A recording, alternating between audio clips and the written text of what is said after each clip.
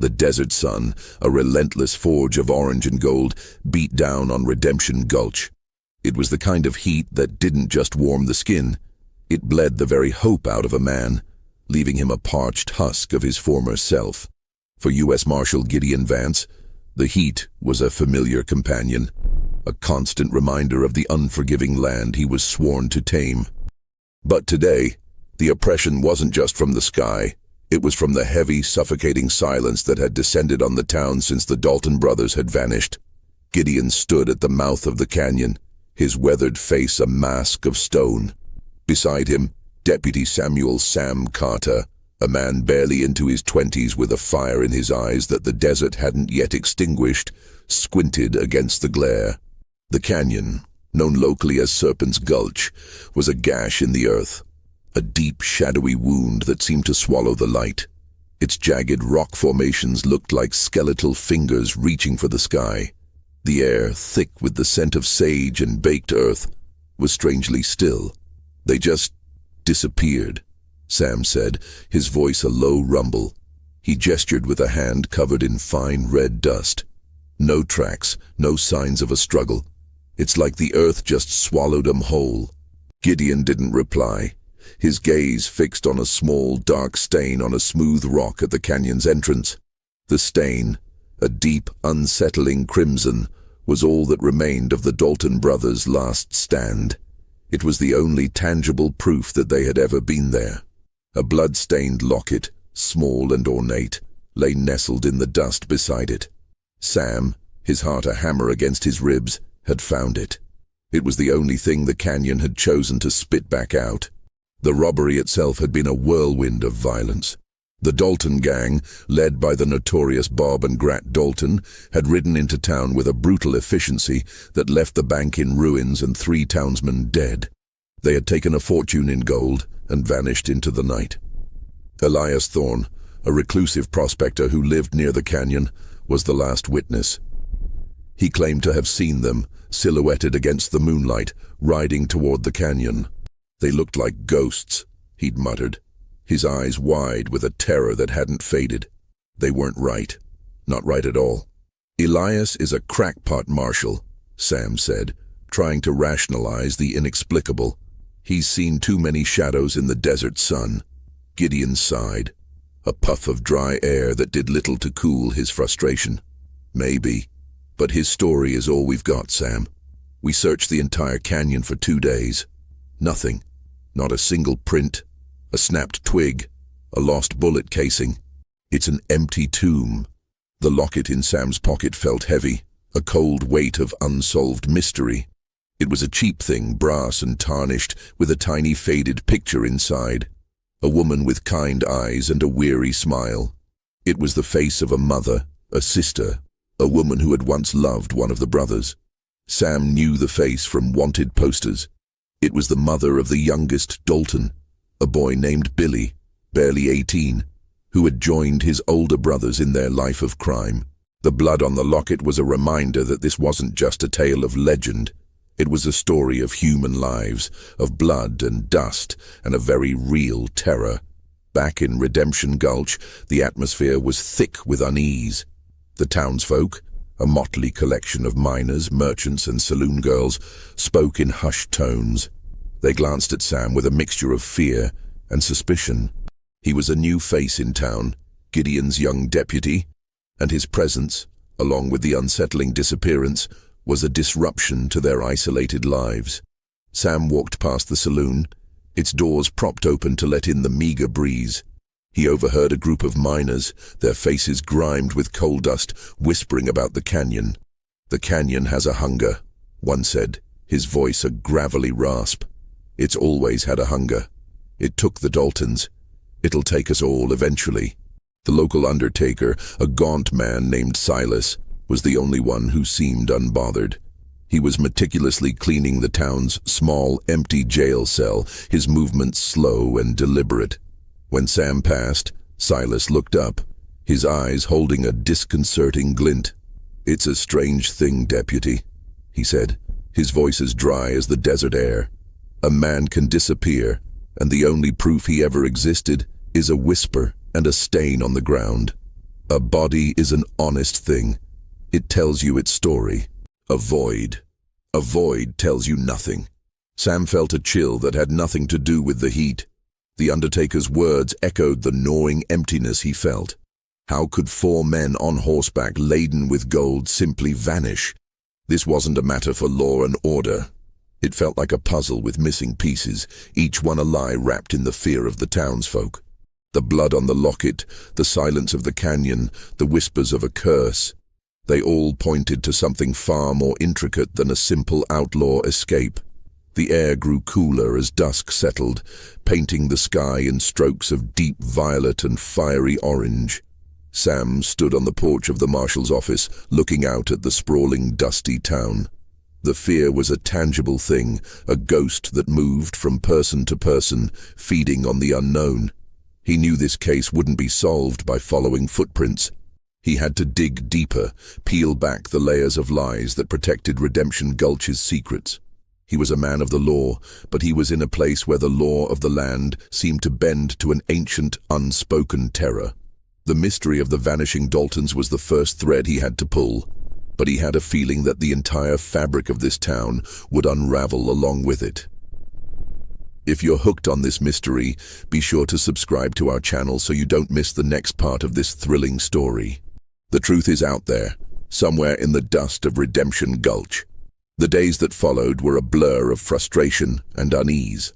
Sam's investigation hit a dead end at every turn. The townsfolk of Redemption Gulch, a community bound by a shared, unspoken fear, offered no new leads. Their stories were all the same. They had heard the gunshots, seen the Daltons ride out of town, and then nothing. The only variation was in the level of terror in their eyes when the canyon was mentioned. Sam spent his time sifting through old town records and talking to anyone who would listen, but the trail was colder than a winter's night. He felt like he was chasing shadows, not men. Gideon, ever the pragmatist, was growing restless. "We can't spend forever on this, Sam. They're probably long gone and we're wasting time on a ghost story." But Sam couldn't shake the feeling that this wasn't just a simple disappearance. The weight of the locket in his pocket was a constant, tangible reminder of a life that had ended, or at least paused in a deeply unsettling way. His search led him to the town's oldest resident, a woman named Martha, who ran the general store. She was a frail wisp of a woman with eyes that held the wisdom of a century of desert sunrises and sunsets. She sat behind the counter, her hands gnarled like old roots, meticulously counting out nails from a small wooden box. "They're not gone, deputy," she said, her voice a dry rustle of leaves. "They're different. The canyon changes people." "What do you mean, Martha?" Sam asked, leaning on the counter. "Did you see something?" She looked up, her gaze piercing. "I saw what the canyon did to the others, the fools who went searching for gold where the land didn't want them. They came back, but not all of them. The ones who did, they carried the silence with them. Like the canyon had whispered secrets they couldn't tell."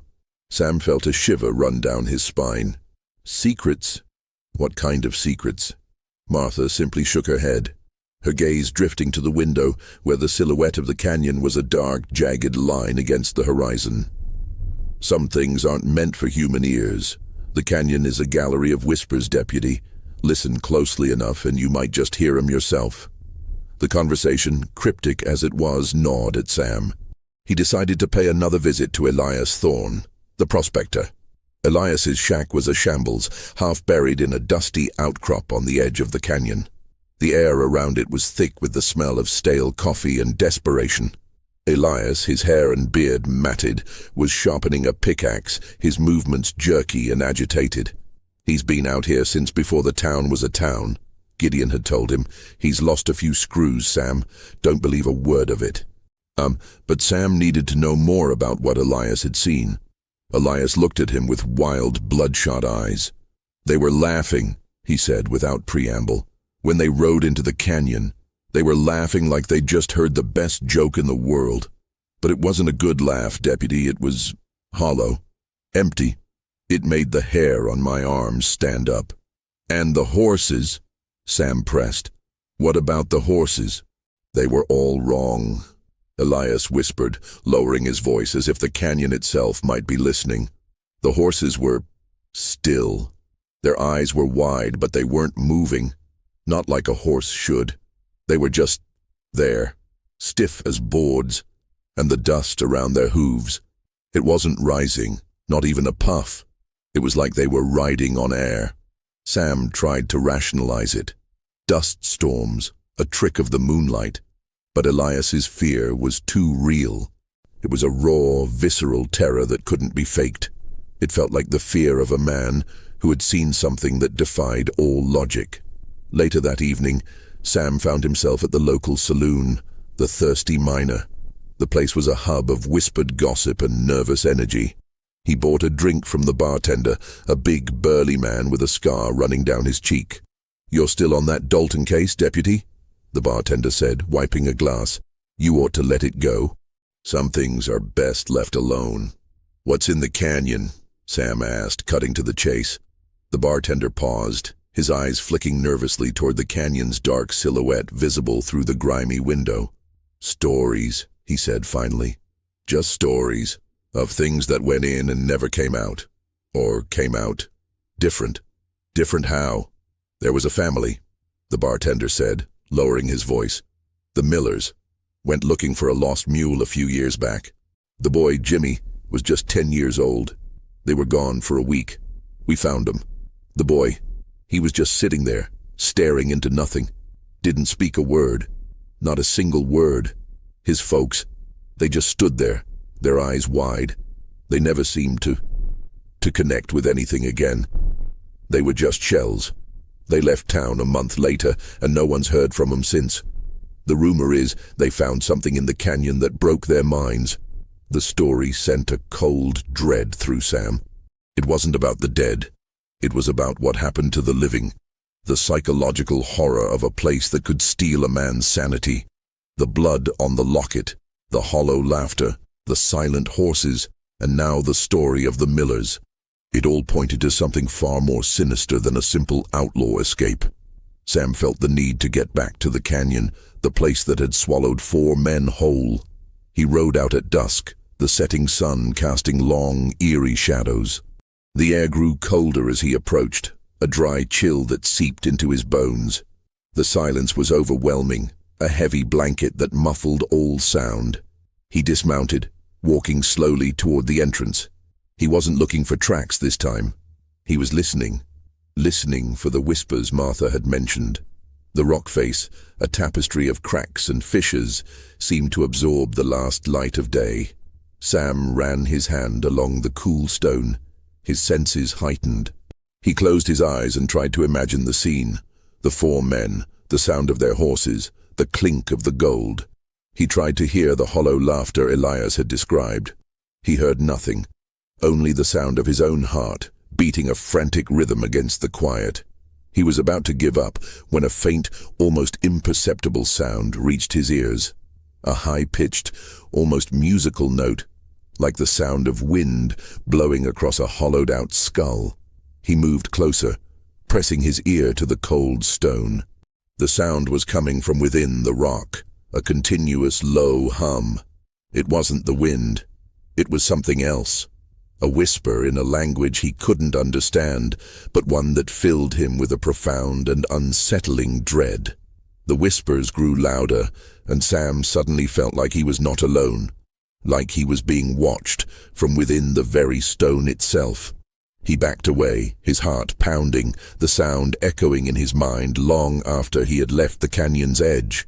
He had found a piece of the puzzle, a terrifying, incomprehensible one. The canyon wasn't just a place where things disappeared. It was a place that spoke, and the whispers it held were not of this world, or at least not of the sane, rational one he was sworn to protect.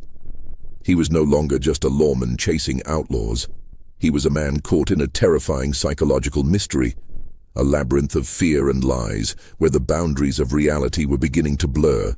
The whispers from the canyon stayed with Sam, a phantom melody that haunted his dreams. He woke up in a cold sweat, the sound of the eerie hum still ringing in his ears. It was a sound that defied explanation, a sound that a man of reason couldn't dismiss as just the wind. He knew with a chilling certainty that it was tied to the Dalton brothers' disappearance. He realized he needed a new angle. The townsfolk were a closed book, and Elias's tales, while unnerving, offered no concrete proof.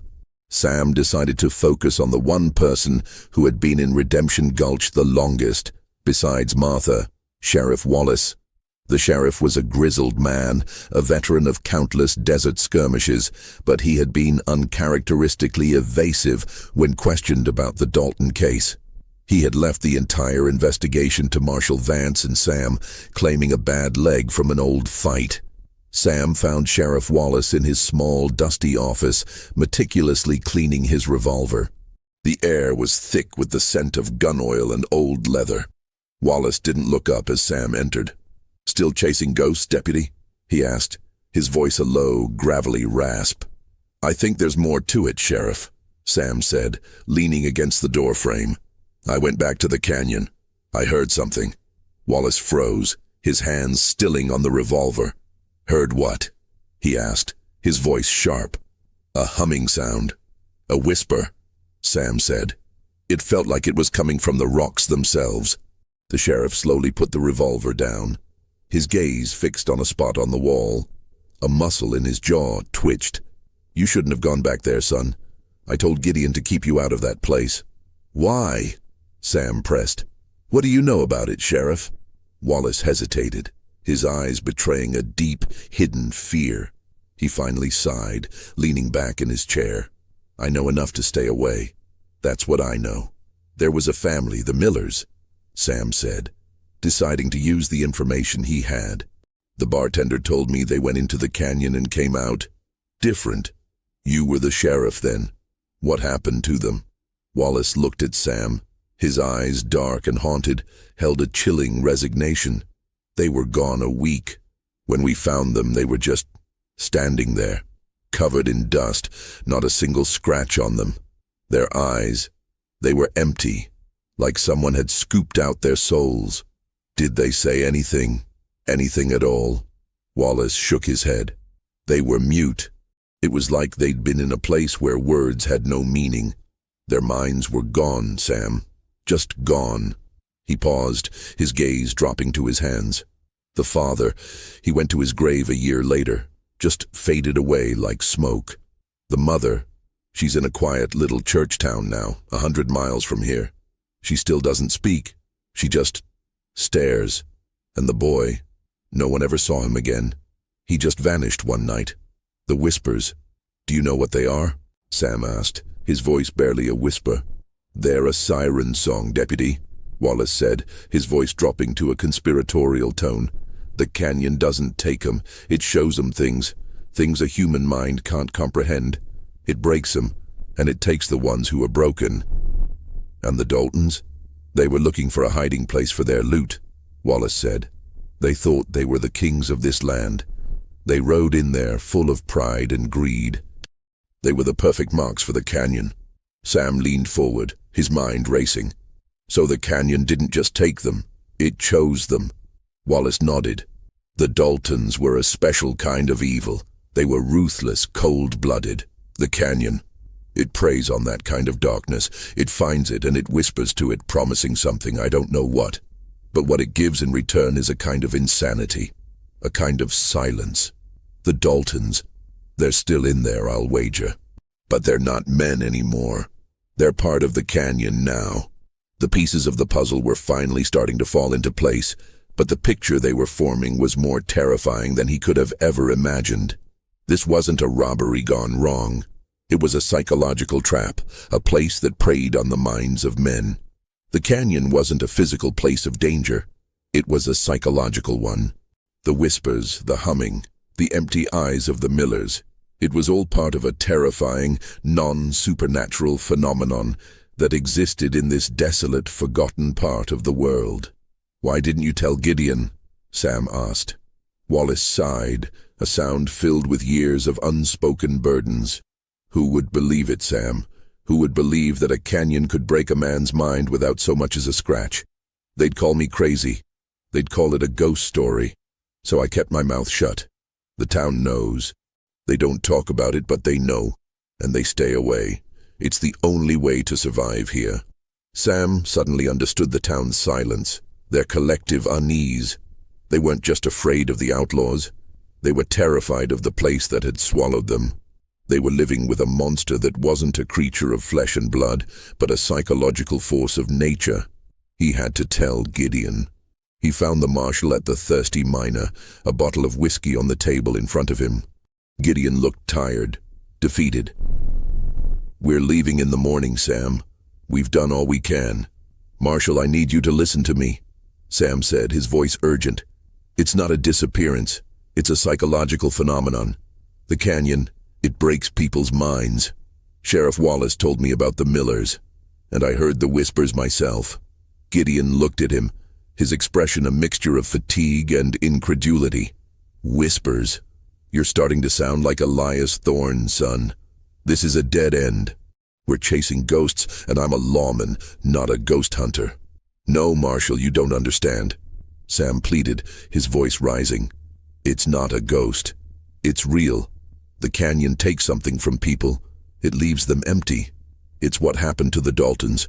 They're still in there, but they're not men anymore. They're just shells." Gideon looked at him for a long moment, his eyes searching Sam's face for any sign of a lie or a fever dream. He saw only a terrifying, unsettling sincerity. He shook his head slowly. "Sam, I appreciate your zeal, but we're going home. We can't waste any more time on this fool's errand. The Daltons are gone, and whatever you think you heard in that canyon, it's just the wind playing tricks on your mind." The rejection was a bitter pill to swallow. Sam felt alone, burdened with a truth that no one would believe. He was a lone lawman in a town that was trying to forget a terrifying secret, and his own marshal thought he was losing his mind. But Sam couldn't leave. Not now. Not when he was so close to understanding what had truly happened to the Dalton brothers. He had a choice to make: abandon the investigation and go back to a normal life, or delve deeper into the unholy terror of the canyon, a place that promised to steal not just a man's life, but his very sanity. The locket in his pocket felt like a direct challenge, a psychological rope that was pulling him deeper into the dark, whispering heart of Serpent's Gulch. Sam's resolve hardened. He couldn't leave, not with the chilling, unsettling truth hanging in the air. He knew Gideon's pragmatism was an armor against the inexplicable, but Sam felt that this was a case that demanded a different kind of courage, the courage to face a terror that defied all logic. He returned to Elias Thorne's shack, the dust swirling around his boots in small, agitated eddies. He found the old prospector huddled over a small fire, the embers casting a flickering orange light on his gaunt face. Elias didn't seem surprised to see him. "You're back," Elias said, his voice a low, raspy whisper. "You heard it, didn't you? The whispers." Sam nodded, his eyes fixed on the prospector. "I did, and I believe you, Elias. All of it. The hollow laughter, the silent horses. I believe you." Elias looked at him, a flicker of something close to recognition in his wild eyes. "They all thought I was mad, even my own kin. But I saw it. I saw what happened. They weren't just men anymore. They were echoes." "Elias, you've been living out here for years," Sam said, leaning in. "You must know more. Is there anything at all that's different about the canyon? A specific spot? A landmark?" The prospector hesitated, his gaze drifting toward a worn leather pouch hanging from a nail on the wall. "I've been mapping the canyon for years," he said, his voice a low confession, "looking for the gold, the secret spots. But I found other things." He pulled a tattered piece of canvas from the pouch, a crude, hand-drawn map. It was a labyrinth of lines and symbols, a record of a lifetime of obsession. Sam's eyes widened as he saw the detail. It wasn't just a map of rock and earth. It was a map of a man's madness. There were markings on it, small, strange symbols scattered like a constellation across the drawing. One of them, a small, intricate spiral, was marked at the very heart of the canyon. "What is this?" Sam asked, his finger tracing the symbol.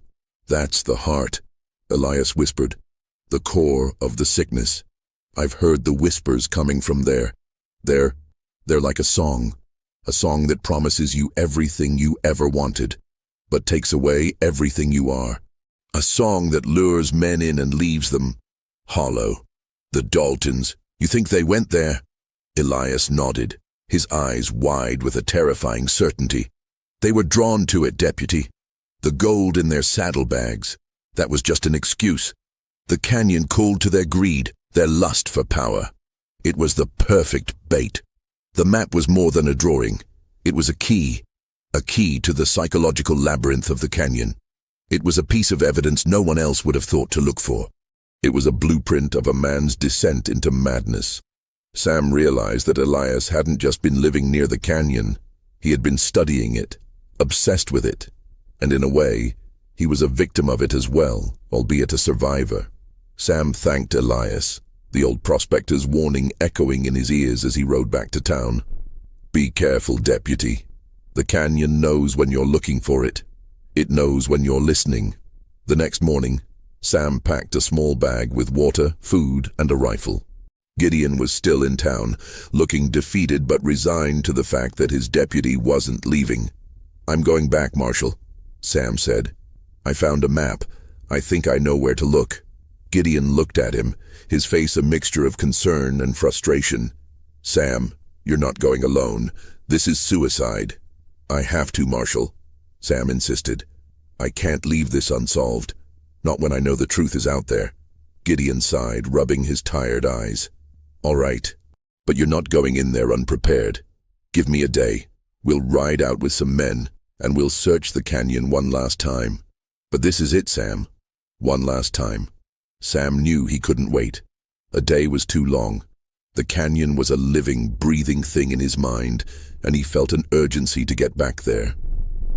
The locket felt like a ticking clock, a reminder that the Daltons' fate was a puzzle that needed to be solved before he, too, was consumed by its terrifying secrets. He waited for nightfall. The moon, a thin sliver of white, cast long, distorted shadows on the dust. The town was asleep, a silent, tense collection of secrets and fears. Sam saddled his horse and rode out, the crude map clutched in his hand. He wasn't just a lawman anymore. He was a detective, an explorer of a psychological wilderness. The canyon, under the moonlight, was an even more sinister presence. Its rock formations, black and monolithic, looked like the bones of some ancient, long-dead beast. The air was colder, and the silence was absolute. Sam dismounted and began his trek, the map his only guide. He found the small spiral symbol marked on the map, a deep fissure in the rock face that was hidden from the main path. The air here was heavy, thick with a strange electrical charge. As he moved closer, the humming sound he had heard before returned, louder this time. It wasn't a wind. It was a continuous, pulsating vibration that seemed to emanate from the very stone itself. It was a sound that didn't just reach his ears. It resonated in his very bones. He felt a profound sense of disorientation, a blurring of his senses. The rock formation seemed to writhe and twist in his peripheral vision. He shook his head, trying to clear the fog, but the humming intensified, a siren song of madness. He saw something in the shadows, a glint of metal. He moved closer, his heart pounding in his chest. It was a gun, a Colt Peacemaker, the kind the Daltons were known to carry. It was lying in the dust, its metal glinting in the moonlight. He picked it up. It was cold and heavy, but there was something wrong with it.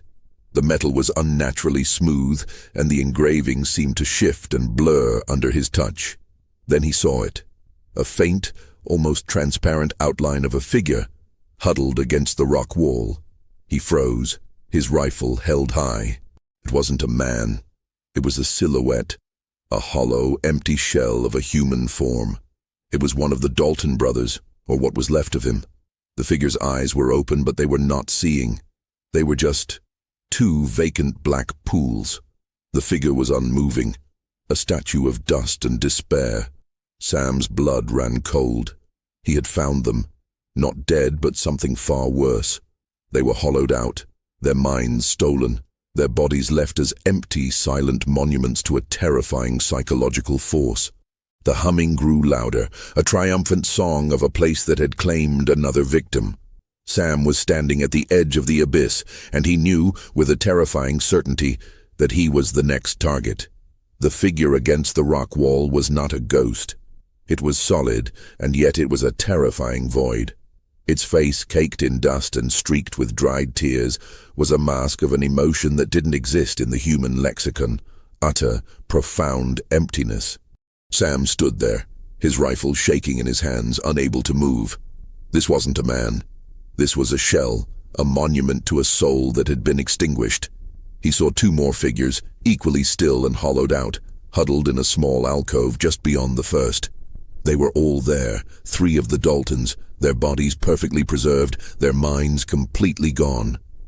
The humming from the rock face was a constant, low thrum, a silent, victorious hymn. The canyon had won. It hadn't killed them. It had imprisoned their minds in a silent, personal hell. He found the last one, the youngest, Billy Dalton, just as the prospector's map had indicated, near the very center of the spiral. Billy was sitting upright, his back against the cold stone, his eyes wide open, staring at nothing. His face was younger than his brother's, and the pain on it, though frozen in time, was still raw. Sam knelt down, the sound of the humming overwhelming his senses. He reached out and touched the boy's cheek. It was cold, like the stone itself. "Billy," Sam whispered, his voice cracking. "Billy, can you hear me?" There was no response, only the vacant stare of a boy who had seen a terror that had extinguished his mind. Sam felt a wave of profound sorrow mixed with a bone-deep fear. He pulled the blood-stained locket from his pocket and held it in front of the boy's face. The picture of his mother, now faded and worn, was a beacon of a life that had once been filled with love and hope. Sam didn't know what he was hoping for. A flicker of recognition, a sign of life, anything. For a long, agonizing moment, there was nothing. Then, a single, solitary tear, a crystal of salt and despair, trickled down the boy's cheek, cutting a clean path through the dust. It was a single, solitary sign of a soul still trapped somewhere inside the silent prison of his mind. The humming intensified, and Sam felt a jolt of alarm. The canyon was reacting to this brief, fragile moment of human connection. The rock face seemed to vibrate, and the humming grew into a discordant, maddening sound. Sam knew he had to leave. The canyon was not a place to show emotion. It was a place of cold, merciless silence. He had found the brothers, but he had also found a terrifying truth. They were not dead, but they were lost forever. He took a few steps back, his eyes fixed on the young boy's face. He had a choice to make. He could leave them there, a terrifying secret for the canyon to keep, or he could try to bring them back, to try to understand what had happened to them. The thought of leaving them felt wrong, a betrayal of his duty and his humanity. He slowly, carefully, wrapped a large piece of canvas around the boy's body, lifting the unresisting form onto his horse. It was an eerie, unsettling experience. The boy was as light as a feather, a hollowed-out puppet. The other two brothers were too heavy, too large for him to manage alone. He would need Gideon's help to get them all out. He mounted his horse and turned back toward town, the silent figure of Billy Dalton, a chilling presence behind him. The journey back was a harrowing one. The canyon seemed to be calling to him, the humming a low, continuous threat that echoed in his mind. He didn't dare look back. He just rode, a man with a silent prisoner on his horse, a captive of a terrifying psychological force. He reached the town just before sunrise. The streets were still empty, shrouded in the cool, pre-dawn light. He rode to the marshal's office, the silent figure of the boy still on his horse. Gideon was there, a lantern casting a warm, inviting glow from the window. He was waiting. Gideon saw him, and his face, etched with a night of worry, paled as he saw the figure on the horse. He came out, his eyes wide with a mixture of disbelief and dread. "Sam, what have you done?" Sam dismounted, his legs shaky. "I found them, Marshal. All 4 of them. They're not dead. They're Like this. He carefully slid the boy from the horse, the canvas-wrapped figure a chilling sight. Gideon unwrapped the canvas, his hands trembling. He looked at the boy's vacant, dust-covered face, and the disbelief in his eyes turned to a cold, horrifying certainty. He saw the tear, now a dried streak on the boy's cheek. He looked at Sam, his face a mask of profound shock and fear. "God help us, Sam," he whispered. "You were right." Sam felt a wave of relief mixed with the overwhelming terror. Gideon believed him now. The weight of the secret was no longer his alone to bear. But with the belief came a new kind of dread. Now, they both knew the truth. They both knew what they were up against. Sam led Gideon back to the canyon, the morning sun painting the rocks in shades of gold and amber. The canyon, in the light of day, seemed less threatening, but Sam knew the truth. It was a psychological predator, a silent hunter that preyed on the minds of men. They found the other two brothers exactly where Sam had left them, two silent, hollowed-out forms. As they loaded them onto the horses, the humming began again, a low, unsettling vibration that resonated from the rock face. It was a sound of protest, of a predator whose prey was being stolen. The townspeople, drawn by the sight of the marshal and his deputy leading three silent, wrapped figures, watched in a collective, terrified silence. Their fear was no longer a secret. It was a tangible, undeniable truth that was now riding into their town on the backs of two horses. The Daltons were back, but they weren't men anymore. They were the silent, empty monuments to the canyon's unholy curse. Sam and Gideon had uncovered the secret, but they were no closer to understanding it. They had solved a crime, but they had also opened a door to a psychological terror that had been lying dormant for centuries. They had a physical manifestation of the curse, but they had no idea how to stop it. And as Sam looked at the silent, vacant eyes of the Daltons, he knew, with a chilling certainty, that this was just the beginning. The canyon had let go of its prisoners, but it hadn't let go of the men who had dared to challenge it.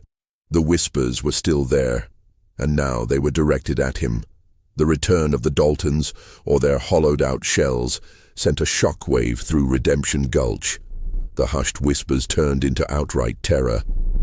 The townsfolk, who had so carefully maintained their unspoken pact of silence, were now confronted with the undeniable proof of the canyon's unholy curse. The three figures, wrapped in canvas and laid out in the town undertaker's back room, were a chilling testament to a horror that was not of this world, or at least not of the sane, rational one. Sam felt a strange mix of vindication and dread. He had been right, but the truth was more terrifying than any fever dream. He and Gideon now stood as the town's protectors against an enemy they couldn't see, an adversary that preyed on the minds of men. Gideon, shaken but resolute, organized a watch. No one was to go near the canyon, and no one was to speak to the silent Daltons. Silas, the undertaker, was the only one who seemed unbothered by the macabre scene in his back room. He moved with a quiet efficiency, his eyes holding a disconcerting glint of knowledge. "They're a puzzle, deputy," he said, his voice as dry as dust. "A puzzle with no solution. We can bury the bodies, but we can't bury the silence." Sam couldn't shake the image of Billy Dalton's single tear. It was a sign, however small, of a soul still trapped within the silent prison of his mind. It was a flicker of hope, a beacon in the darkness. He had to know what had happened in that canyon. He had to understand what had stolen their minds. He spent the next few days in the town records, searching for any mention of the canyon, any old tales, any forgotten stories. He found a journal written by one of the town's founders, a man named Jeremiah Creek. The journal was old and brittle, its pages yellowed with age. Jeremiah's handwriting, though shaky, was legible. The entries, dated from the early days of the town's founding, spoke of a deep, unsettling reverence for the canyon. Jeremiah called it the Silent Watcher, a place that held the land's oldest secrets. He wrote of strange phenomena, a low humming sound, a feeling of profound unease, and a chilling sense of being watched. But one entry in particular caught Sam's attention. It was a passage about a group of prospectors who had gone into the canyon looking for a mythical vein of gold. They returned. The entry read, "But they were not themselves. Their eyes held a terrible emptiness, and their words were gone. They would only sit and stare at the rocks, their hands twitching as if they were still searching for something. I believe they found what they were looking for, but the price was their very sanity. They did not speak, but their silence spoke of a horror I dare not write. The canyon takes a man's most precious possession, his mind, and it leaves him a shell, an empty echo of the man he once was. We have made a pact. We will not speak of this. We will not challenge the silent watcher. We will let it have its secrets, and we will live in a state of grace, so long as we do not dare to delve into its depths." The journal entry was a revelation. It confirmed Sam's worst fears. The town's silence wasn't just fear, it was a carefully constructed defense mechanism, a collective amnesia designed to protect them from a psychological monster. The Daltons were just the latest victims in a long, terrifying history. Sam showed the journal to Gideon. The marshal read the passage, his face a grim mask. "They've been living a lie, Sam. All of them. Hiding from a truth so terrifying they'd rather pretend it doesn't exist." "We can't pretend anymore, Marshal," Sam said, his voice resolute. "We have to figure out what's in that canyon, what it does to people." Gideon, for the first time, didn't argue. He looked at the three silent figures in the undertaker's back room, and then at Sam. "The blood on the locket," he said. "The blood of a boy who was broken. We have to find out what happened in there. But we can't go in there, not again. Then we have to bring the canyon to us," Sam said. Gideon looked at him, his brow furrowed in confusion. "How?" "We talked to the one person who has spent the most time in there," Sam said, his eyes fixed on the undertaker. "Silas. He's been here a long time. He's not afraid of the Daltons. He's not afraid of the canyon. He's seen things. He knows something. He's the only one who can help us understand what we're up against." Silas, however, was a closed book. When Sam and Gideon approached him, he simply shook his head. "I know nothing, Deputy. I only bury the dead. And these men, they're not even that." But Sam had noticed something earlier. When he and Gideon had been moving the Daltons, one of the brothers, the one named Grat, had a small, intricately carved wooden box tucked into his belt. Sam, in his haste and shock, had overlooked it. He now realized that the box was still there, untouched. It was a small, seemingly insignificant detail, but it felt like a crucial clue. Sam and Gideon went back to the undertaker's back room. Silas was there, meticulously arranging the Daltons' clothes, their belongings laid out neatly on a table. Sam saw the wooden box. It was a small, unassuming thing, carved with a single intricate spiral pattern, the same symbol Elias had marked as the heart of the canyon. "What is this?" Sam asked, picking up the box. Silas froze, his eyes, so often impassive, now filled with a flash of panic. "It's nothing, Deputy, just a trinket." Sam held the box up. The same symbol as the one on Elias Thorne's map, the one he marked at the heart of the canyon. Silas didn't answer. He just looked at the box, a deep, unsettling fear in his eyes. He had been lying. He knew something. He had been guarding this secret, this final piece of the puzzle. The box, Sam realized, wasn't just a trinket. It was a key to the canyon's secret. A psychological prison that had held a town captive for decades. The unholy curse wasn't just a story, it was a physical, tangible threat. Sam was no longer just a lawman. He was an investigator of the human mind, a detective of fear, and he had just found his first piece of solid evidence, and he had a feeling that what was inside that box was going to change everything he thought he knew about the world and the human psyche. The little wooden box felt heavy in Sam's hand, far heavier than its size suggested. The spiral symbol carved into its lid seemed to twist and turn, a hypnotic, unsettling design that mirrored the labyrinthine secrets of the canyon. Silas, the undertaker, stood paralyzed, his usual composure completely gone. His face, a canvas of grey dust and fatigue, was now a mask of profound dread. "Tell us what this is, Silas," Gideon said, his voice a low, dangerous rumble. "Now."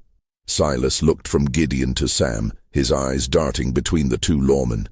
He was a man who had made a pact with silence, and now that pact was being shattered. I can't," he stammered, his voice a dry rasp. "Some things are best left forgotten." Sam took a step closer, his eyes fixed on the undertaker. "The Millers, the Daltons. How many others have you buried, Silas? How many have you watched come back as hollowed-out shells? This isn't just about the dead. It's about the living. We need to know what this is." Silas's shoulders slumped. He looked defeated. "It's a conduit," he whispered, his eyes on the box. "A tool, the canyon. It amplifies a man's most powerful emotion, his greed, his lust for power, his fear. It takes that emotion and it uses it against him. It whispers to him, promises him everything he desires, and in return, it takes his mind. The spiral. It's a focus, a way for the canyon to hone in on a person. The Daltons. One of them was carrying this. He was the one the canyon was truly after. The others, they were just collateral damage." Gideon looked at the box, a cold dread washing over his face. "So it's not random. It preys on specific people." "It's like a hook," Silas said, his voice barely audible. "The canyon doesn't want just any mind. It wants the strongest, the most consumed by a single powerful emotion. It takes that emotion and twists it until it's a weapon against the man himself. It whispers his deepest desires until they become a personal, inescapable hell. And when he breaks, the canyon takes his mind and leaves him an empty vessel. It's an unholy curse, not of magic or ghosts, but of pure psychological terror." Sam's mind raced, a terrifying puzzle finally making sense. The Daltons, with their insatiable greed and ruthless ambition, were the perfect prey. The canyon had lured them in, not with gold, but with a promise of absolute power, a promise that had shattered their minds and left them as silent prisoners. "What's inside the box?" Sam asked, his hand hovering over the lid. Silas's eyes widened. "Don't open it," he pleaded, a raw terror in his voice. "Please. It's a final warning. It's a testament to what a man can lose. It's what the canyon leaves behind when it's finished with a soul. It's a piece of the curse itself." Sam looked at Gideon, who gave a slow, deliberate nod. Sam took a deep breath, and with trembling hands lifted the lid of the box. The contents were not what he expected. It wasn't gold or a map or a hidden message. It was a small, shriveled object wrapped in a piece of faded cloth. He carefully unwrapped the cloth, his senses screaming for him to stop. Inside, nestled in the palm of his hand, was a human finger. A human finger, perfectly preserved, but with a terrifyingly clean cut, as if it had been severed by a razor's edge. And on the finger, a small, intricate ring, made of bone, with the same spiral symbol carved into it. "That's his," Silas whispered, his voice shaking. "Grant Dalton, the leader, the most ruthless. He cut it off. He tried to give the canyon a piece of himself, a part of his soul, in a desperate attempt to stop the whispers. It was a final, desperate act of a man who was losing his mind. He was trying to buy his freedom with a piece of his flesh, but you can't bargain with the canyon. It takes everything. He gave it his finger, and in return, it took his mind." The reality of the situation hit Sam with the force of a physical blow. The unholy curse wasn't just a psychological terror. It was a physical, visceral horror. The canyon didn't just break a man's mind. It drove him to such a state of insanity that he would mutilate himself in a desperate, futile attempt to escape. The horror was not in the supernatural, but in the depths of human desperation and madness. "We have to do something," Sam said, his voice hoarse. "We can't just let this go on. We can't let this canyon claim anyone else." Gideon's face was a study in grim determination. "We're going to put a stop to this," he said, his voice low and firm. We're going to put a final end to this unholy curse. The three of them, a marshal, a deputy, and an undertaker who had seen too much, stood in the silent room. The small, terrifying contents of the box, a cold, hard piece of evidence. They had solved the mystery of the Daltons' disappearance. They had uncovered the truth behind the town's silence. But now, they had a far greater task, to stop a psychological horror that was as old as the canyon itself. They had a physical piece of the puzzle, a terrifying reminder of what happens when a man's mind is broken. The unholy curse of the canyon was no longer a myth, it was a reality, a very human, very terrifying reality. They had to put an end to it before it claimed them all. If you're still with us, you've survived a terrifying journey into the heart of Redemption Gulch's secrets. The truth is out, but the final chapter is yet to be written.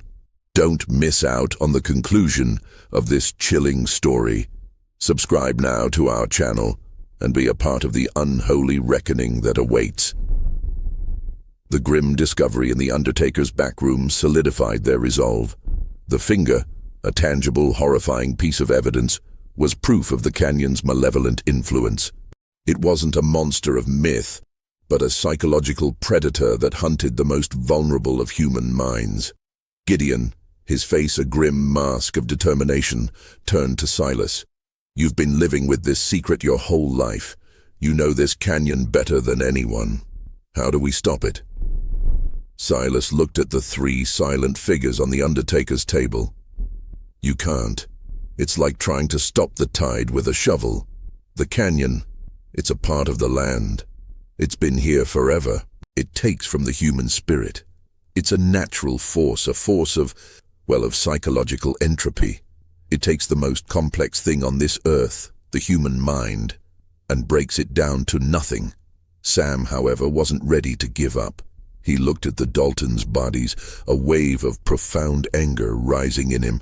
There has to be a way to fight back. You can't fight what you can't see, Silas said, his voice flat. You can't shoot a whisper. But we know how it works, Sam insisted, his mind racing. It uses emotion. It preys on greed, on ambition. What if we give it something it can't use? Gideon, a seasoned lawman, saw the spark of an idea in Sam's eyes. Go on, son. The Daltons went in there for greed, Sam said, gesturing to the silent figures. What if we go in there for a different reason? Not for wealth, not for power, but to save someone. The idea was audacious and terrifying. Sam was proposing to go back into the canyon, to challenge the very force that had shattered the minds of so many men. But he knew it was the only way. The only way to stop the curse was to face it head-on, to expose it to a force it couldn't comprehend. We'll need a volunteer, Sam said, his voice low and firm. Someone who has nothing to lose. Someone who can go into the canyon and resist its call. Silas looked at Sam, a strange, knowing glint in his eyes. You're talking about a human shield deputy, a man who has no ambition, no desire, nothing for the canyon to use against him. Gideon shook his head. No, that's a fool's errand. We're not sending anyone into that place. We're going to put a fence up around it. We'll post a permanent watch. We'll warn people to stay away. That's just a band-aid, Marshal, Sam argued. The curse will still be there. It will still find a way. It will still fester. We have to end it, once and for all.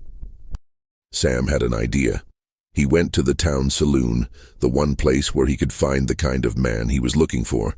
He found a man named Jebediah, a grizzled old drunkard who had been at the bottom of a bottle for 20 years.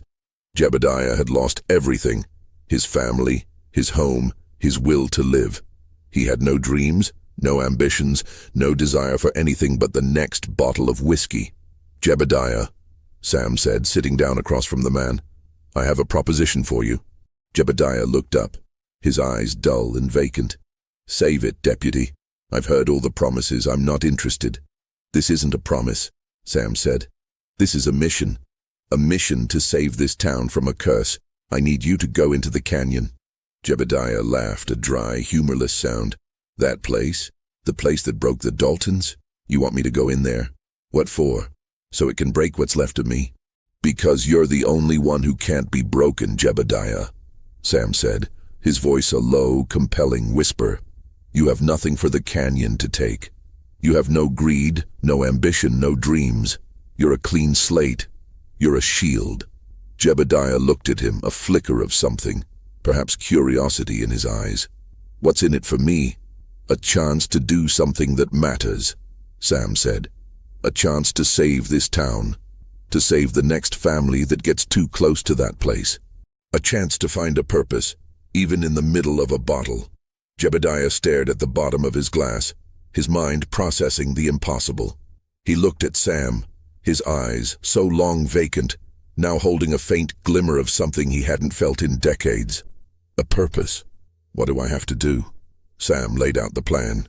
They would go back into the canyon, with Jebediah as their shield. They would take with them a series of crude, sound-dampening devices, simple cloth and wood contraptions designed to absorb the humming sound. They would use the prospector's map as their guide, and they would confront the canyon at its core, at the spiral. The next morning, under a sky that was the color of a bruise, Sam and Jebediah rode out toward the canyon. Gideon, still uneasy about the plan, insisted on joining them. They were 3 men, united by a desperate, terrifying purpose. 1, a lawman seeking justice. 1, an old man seeking a final, desperate purpose. And 1, a marshal, bound by his duty to protect his men and his town. As they rode closer, the air grew colder, and the silence became a palpable force. They dismounted and began their trek on foot, the sound-dampening devices a strange, unsettling armor. The humming was there, a low, continuous thrum that vibrated in their bones. But the devices seemed to work, at least partially, muffling the sound and making it less invasive. They followed the map, moving deeper into the canyon's heart. The rock formations seemed to writhe and twist, an optical illusion caused by the lack of natural light. But Sam knew it was more than that. It was the canyon's psychological attack, a way to disorient and confuse. They reached the core, the spiral marked on the map. The humming was at its peak here, a powerful, disorienting force. Jebediah, however, seemed unaffected. He stood there, his face a blank mask, his eyes vacant. The canyon's psychological weapon was useless against a mind that had already been hollowed out by despair. Sam watched in awe as the canyon, sensing a prey it couldn't consume, began to change its tactics. The humming intensified, but it was now a frustrated, angry sound, a sound of a beast that couldn't get what it wanted. The rock formation seemed to shift and groan, a physical manifestation of the canyon's rage. Sam knew this was their chance. They had to strike back. But how do you fight a psychological curse? He had a thought, a wild, desperate idea inspired by the very thing they were trying to defeat. The canyon used emotion as a weapon. What if they used it as a shield? What if they could use human connection, human empathy, to counter its unholy curse? The answer lay in the very thing that had brought them here. The locket. The blood-stained locket of a boy who had been broken by the canyon's unholy curse. The locket with the picture of a mother's face. It was a symbol of love, of family, of a human bond that the canyon could never comprehend, never corrupt. It was their one true weapon against the curse. The humming from the canyon's core was a symphony of frustrated rage. It was a sound of a predator that had been starved, an unholy force that couldn't comprehend the emptiness it was facing. Jebediah, a man stripped of all ambition and desire, was a perfect shield. He stood there, a silent sentinel, his vacant eyes staring into the void, giving the canyon nothing to latch onto. Sam knew this was their moment. The canyon was exposed, its psychological weapon rendered useless. But how do you defeat a force that has no physical form? How do you sever a curse that is woven into the very fabric of the land? He thought of the Daltons, their faces frozen in a state of eternal silent horror. He thought of Billy Dalton, the youngest, the boy whose single tear had shown him a flicker of a trapped soul. He thought of the blood-stained locket, a small, insignificant trinket that had become a beacon of hope in the darkness. "The locket," Sam whispered to Gideon, his voice a low, urgent hum. "The boy's locket. It's our only chance. The canyon uses emotion to break people. What if we use a different kind of emotion to heal them?" Gideon, ever the pragmatist, looked at him with a mix of disbelief and resignation. "Sam, what are you talking about? We're not priests. We're lawmen." "No," Sam said, his voice rising in conviction. "We're human, and that's our greatest weapon. The canyon can't comprehend love. It can't comprehend a mother's bond with her child. It's an unholy force that feeds on hate, greed, and fear. We have to give it something it can't consume." He pulled the blood-stained locket from his pocket. The tiny picture of Billy Dalton's mother, a woman with kind, weary eyes, seemed to stare out at him, a silent plea for her son's soul. He knew this was a shot in the dark, a desperate, final act. But it was all they had. "The Millers," Sam said, his voice urgent. "They went into the canyon and came out empty. The Daltons, they went in there full of greed and ambition. The canyon took their minds. But the boy, Billy," he cried. "There's still a part of him left. We can reach him. We can save him." Gideon, against his better judgment, nodded. He trusted Sam, and he knew that they were in a situation that defied all logic. He watched as Sam walked slowly toward the core of the spiral, the humming growing louder, more desperate, more enraged with every step. Sam knelt down, his hand trembling as he held the locket up, its tiny, tarnished surface reflecting the pale moonlight. He held it in the air, his eyes closed, and he spoke. He didn't speak to the canyon. He spoke to the boy. "Billy," he whispered, his voice a low, compelling murmur. "Billy Dalton, this is for you. This is your mother. She's waiting for you. She's waiting for you to come home." The humming intensified, a high-pitched shriek of pure, unadulterated rage.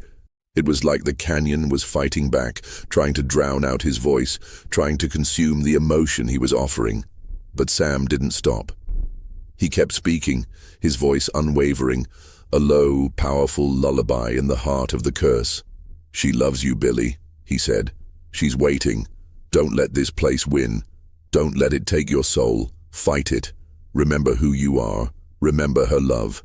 He stood there, a lone man with a small, insignificant locket in the heart of a psychological monster. He felt the canyon's rage, a palpable force that pushed against him, trying to shatter his sanity. He felt the weight of its history, the thousands of unspoken whispers, the centuries of secrets it held. But he didn't back down. He stood his ground, a beacon of human resilience in the face of an unholy curse. And then, a miracle. The humming began to falter. The high-pitched shriek began to die down, a broken melody that was slowly losing its rhythm. The rock formations, which had seemed to twist and writhe, now settled, their jagged edges becoming just that. Rock. The air, which had been thick with an unsettling energy, now began to feel normal. Sam didn't open his eyes. He just stood there, holding the locket, his voice a continuous murmur. He knew with a certainty that defied all reason that he was winning. The canyon couldn't comprehend what he was doing. It couldn't consume an emotion it had no concept of. It couldn't weaponize love. He kept speaking, a quiet, powerful lullaby of a mother's love for her son. And as he spoke, the humming stopped. The silence returned, but this time, it wasn't a suffocating silence of fear. It was a peaceful, quiet silence of a monster that had been defeated. He opened his eyes, and the world was just rock and dust. The canyon, so recently a source of terror, was now just a deep, empty gash in the earth. The curse was gone.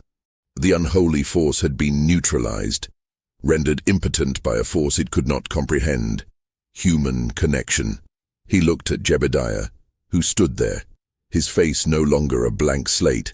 There was a flicker of something, a spark of life in his eyes. The curse was gone, and the psychological trauma had been lifted. The canyon's hold on them was broken. Sam knew they had to get back to the Daltons.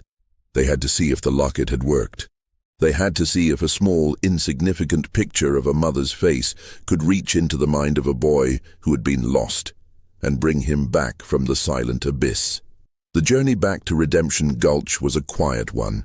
The three men, a marshal, a deputy, and a once hollowed-out old man, rode in silence, each of them a testament to the unholy curse they had just broken. The canyon, in the distance, was now just a part of the landscape, a silent, empty tomb that had been robbed of its power.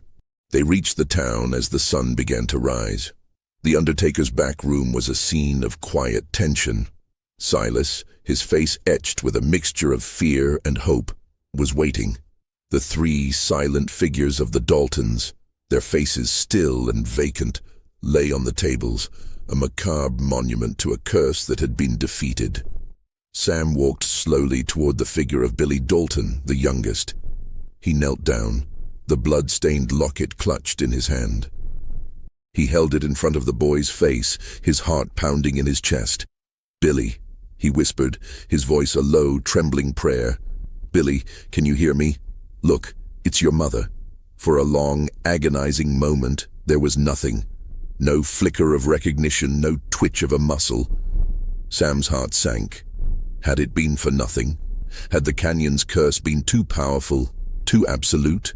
And then a single, solitary twitch. A flicker of an eyelid, and then a sound. Not a word, but a low, broken sob.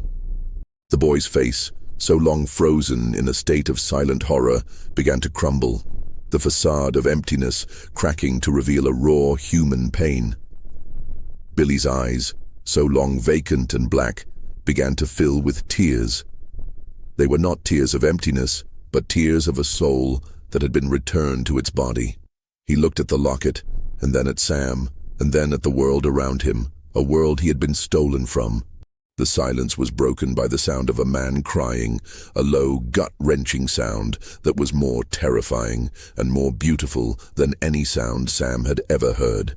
The boy was back. He was broken, and he would carry the scars of his journey into the abyss. But he was back. The other two brothers, however, remained still. Their minds, consumed by greed and ambition, had been too far gone. They were a testament to the fact that some psychological wounds are too deep to heal. The canyon had broken them, and there was no coming back from the void. Sam, Gideon, and Silas stood there, watching. They had saved a soul, but they had also buried three others. The unholy curse of the canyon was gone, but its victims remained, a permanent reminder of the psychological terror they had faced. Billy Dalton, a boy who had been to hell and back, would go on to live a quiet life. His memories of the canyon, a permanent, silent scar on his mind. He would never speak of what had happened, his silence a final, powerful testament to the curse, but he was no longer an empty vessel. He was a survivor. Redemption Gulch, a town built on secrets and lies, was finally free. The fear that had held it in a silent grip for decades was gone. The people could now live without the constant threat of a psychological monster. The canyon was just a canyon, a place of rock and dust, its curse finally broken. The marshal and his deputy, the two lawmen who had dared to challenge an unholy force, had a new respect for the world and the human mind. They had learned that the greatest threats are not always the ones you can see. They are the ones that live in the shadows of the human psyche. And as for the locket, Sam gave it back to Billy, a small, powerful reminder of the love that had saved him. It was a symbol of hope, a testament to the fact that even in the darkest of places, in the most terrifying of circumstances, a human bond is the most powerful force on earth. The unholy curse of the Dalton brothers was over, and a new, more hopeful chapter for Redemption Gulch was just beginning.